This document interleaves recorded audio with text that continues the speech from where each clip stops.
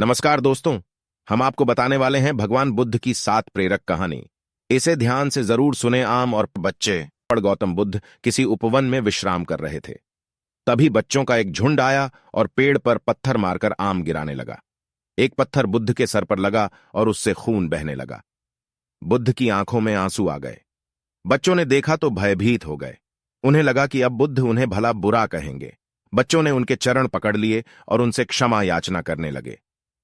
उनमें से एक बच्चे ने कहा, हमसे बड़ी भूल हो गई है। मेरी वजह से आपको पत्थर लगा और आपके आंसू आ गए। इस पर बुद्ध ने कहा, बच्चों, मैं इसलिए दुखी हूं कि तुमने आम के पेड़ पर पत्थर मारा तो पेड़ ने बदले में तुम्हें मीठे फल दिए, लेकिन मुझे मारने पर मैं तुम्हें सिर्फ भय दे सका, परिश्रम के साथ धैर्य भी। एक बार भगवान बुद्ध अपने अनुयायियों के साथ किसी गांव में उपदेश देने जा रहे थे। उस गांव से पूर्व ही मार्ग में उन लोगों को जगह जगह बहुत सारे गड्ढे खुदे हुए मिले। बुद्ध के एक शिष्य ने उन गड्ढों को देखकर जिज्ञासा प्रकट की, आखिर इस तरह गड्ढे का खुदे होने का तात्पर्य क्या है? बुद्ध बोले, पानी की तलाश में किसी व्यक्ति ने इतने गड्ढे खोदे हैं। यदि वह धैर्यपूर्वक एक ही स्थान पर गड्ढा खोदता तो उसे पानी अवश्य मिल जाता, पर वह थोड़ी देर गड्ढा खोदता और पानी न मिलने पर दूसरा गड्ढा खोदना शुरू कर देता। व्यक्ति को परिश्रम करने के साथ धैर्य भी रखना चाहिए। अमृत की खेती। एक बार भगवान बुद्ध भिक्षा के लिए एक किसान के यहां पहुंचे। तथागत को भिक्षा के लिए आया देखकर किसान उपेक्षा से बोला, श्रमण में हल जोतता हूं और तब खाता हूं। तुम्हें भी हल जोतना और बीज बोना चाहिए और तब खाना खाना चाहिए।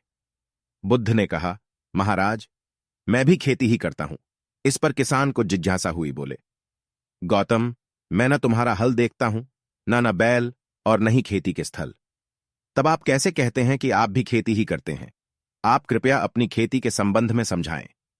बुद्ध ने कहा, महाराज, मेरे पास श्रद्धा का बीज, तपस्या रूपी वर्षा, प्रजा रूपी जोत और हल है। पाप भीरुता का दंड है, विचार रूपी रस्सी है, स्मृति और जागरूकता रूपी हल की फाल और पेनी है। मैं वचन और कर्म में संयत रहता हूं। मैं अपनी इस खेती को बेकार घास से मुक्त रखता हूं और आनंद की फसल काट लेने तक प्रयत्नशील रहने वाला हूं। अप्रमाद मेरा बैल है जो बाधाएं देखकर भी पीछे मुंह नहीं मोड़ता है। वह मुझे सीधा शांतिधाम तक ले जाता है। इस प्रकार मैं अमृत की खेती करता हूं। मृत्यु के उपरांत क्या? एक बार बुद्ध से मलुक्य पुत्र ने पूछा, भगवान, आपने आज तक यह नहीं बताया कि मृत्यु के उपरांत क्या होता है। उसकी बात सुनकर बुद्ध मुस्कुराए। फिर उन्होंने उससे पूछा, पहले मेरी एक बात का जवाब दो। अगर कोई व्यक्ति कहीं जा रहा हो और अचानक कहीं से आकर उसके शरीर में एक विषबुझा बाण घुस जाए तो उसे क्या करना चाहिए? पहले शरीर में घुसे बाण को हटाना ठीक रहेगा या फिर देखना कि बाण किधर से आया है और किसे लक्ष्य कर मारा गया है? मलुक्य पुत्र ने कहा, पहले तो शरीर में घुसे बाण को तुरंत निकालना चाहिए, अन्यथा विष पूरे शरीर में फैल जाएगा। बुद्ध ने कहा, बिल्कुल ठीक कहा तुमने। अब यह बताओ कि पहले इस जीवन के दुखों के निवारण का उपाय किया जाए या मृत्यु की बाद की बातों के बारे में सोचा जाए? मलुक्य पुत्र अब समझ चुका था और उसकी जिज्ञासा शांत हो गई।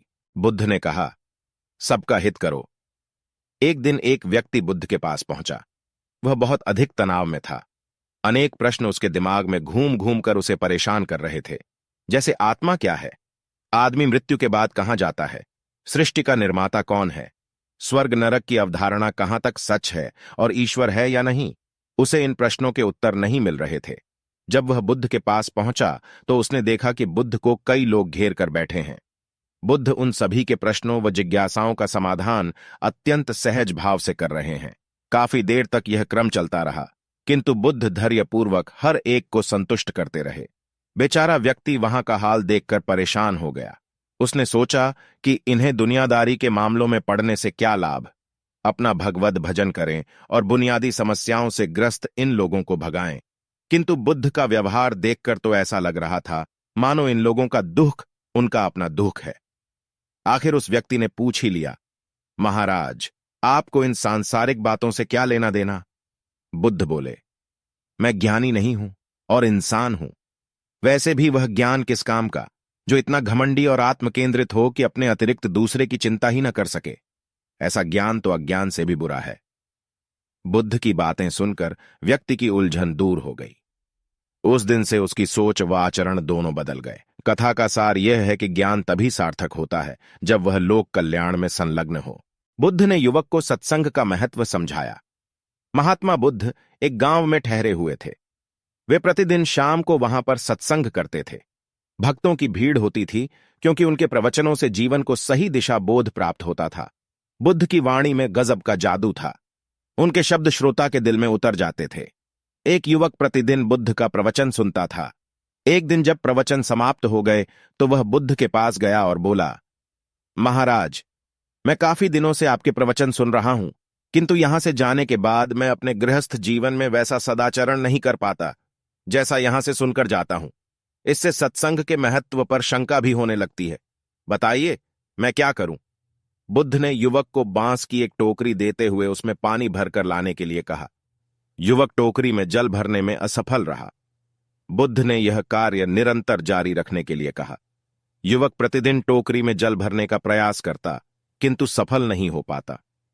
कुछ दिनों बाद बुद्ध ने उससे पूछा, इतने दिनों से टोकरी में लगातार जल डालने से क्या टोकरी में कोई फर्क नजर आया?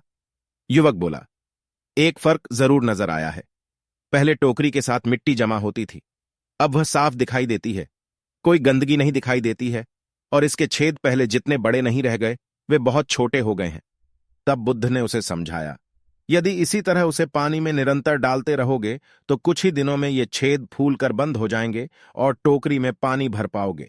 इसी प्रकार जो निरंतर सत्संग करते हैं उनका मन एक दिन अवश्य निर्मल हो जाता है, अवगुणों के छिद्र भरने लगते हैं और गुणों का जल भरने लगता है। युवक ने बुद्ध से अपनी समस्या का समाधान पा लिया।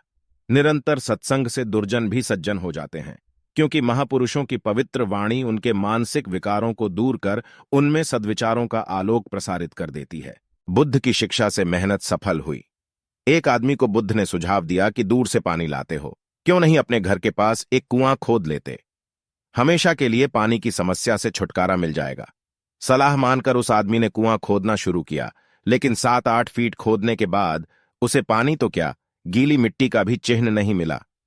उसने वह जगह छोड़कर दूसरी जगह खुदाई शुरू की, लेकिन 10 फीट खोदने के बाद भी उसमें पानी नहीं निकला।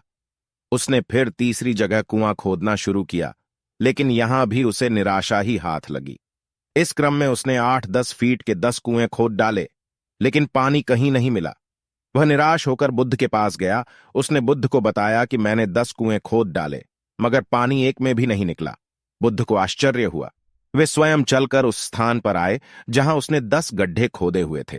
बुद्ध ने उन गड्ढों की गहराई देखी और सारा माजरा समझ गए। फिर वे बोले, 10 कुएं खोदने की बजाय एक कुएं में ही तुम अपना सारा परिश्रम लगाते तो पानी कब का मिल गया होता। तुम सब गड्ढों को बंद कर दो, केवल एक को गहरा करते जाओ, पानी निकल आएगा। उसने बुद्ध की बात मानकर ऐसा ही किया। परिणाम स्वरूप कुआं पूर्ण होते ही पानी निकल आया। सबने भगवान बुद्ध की जय जयकार की। बुद्ध के ज्ञान से सेठ ने पाया सुख। धन्ना सेठ के पास 7 पुश्तों के पालन पोषण जितना धन था। उसका व्यापार चारों तरफ फैला हुआ था, किंतु फिर भी उसका मन अशांत रहता था। कभी धन की सुरक्षा की चिंता तो कभी व्यापारिक प्रतिस्पर्धा में आगे निकलने का तनाव। चिंता और तनाव के कारण वह अस्वस्थ रहने लगा। उसके मित्र ने उसकी गिरती दशा देखी तो उसे बुद्ध के पास जाने की सलाह दी। सेठ बुद्ध के पास पहुंचा और अपनी समस्या बताई। बुद्ध ने उसे सांत्वना देते हुए कहा, तुम घबराओ मत, तुम्हारा कष्ट अवश्य दूर होगा। बस तुम यहां कुछ दिन रहकर ध्यान किया करो। बुद्ध के कहे अनुसार सेठ ने रोज ध्यान करना शुरू कर दिया, किंतु सेठ का मन ध्यान में नहीं लगा। वह जैसे ही ध्यान करने बैठता, उसका मन फिर अपनी दुनिया में चला जाता। उसने बुद्ध को यह बात बताई, किंतु बुद्ध ने कोई उपाय नहीं बताया। थोड़ी देर बाद जब सेठ बुद्ध के साथ वन में सायंकालीन भ्रमण कर रहा था तो उसके पैर में एक कांटा चुभ गया। वह दर्द के मारे कराहने लगा। बुद्ध ने कहा, बेहतर होगा कि तुम जी कड़ाकर कांटे को निकाल दो, तब इस दर्द से मुक्ति मिल जाएगी। सेठ ने मन कड़ाकर कांटा निकाल दिया। उसे चैन मिल गया। तब बुद्ध ने उसे समझाया, ऐसे ही लोभ, मोह, क्रोध, घमंड व द्वेष के कांटे तुम्हारे मन में गड़े हैं। जब तक अपने मन की संकल्प शक्ति से उन्हें नहीं निकालोगे, अशांत ही रहोगे। सेठ का अज्ञान बुद्ध के इन शब्दों से दूर हो गया और उसने निर्मल हृदय की राह पकड़ ली। अपनी कुप्रवृत्तियों से मुक्ति के लिए संकल्पबद्धता अनिवार्य है। जब तक व्यक्ति दृढ़ निश्चय न कर ले, वह अपनी गलत आदतों से मुक्त नहीं हो सकता। दोस्तों, आपको इस कहानी से क्या सीख मिली? कमेंट में जरूर बताएं। अगर आपको भी ऐसे ही कहानियां अच्छी लगती है तो चैनल को सब्सक्राइब जरूर करें। धन्यवाद।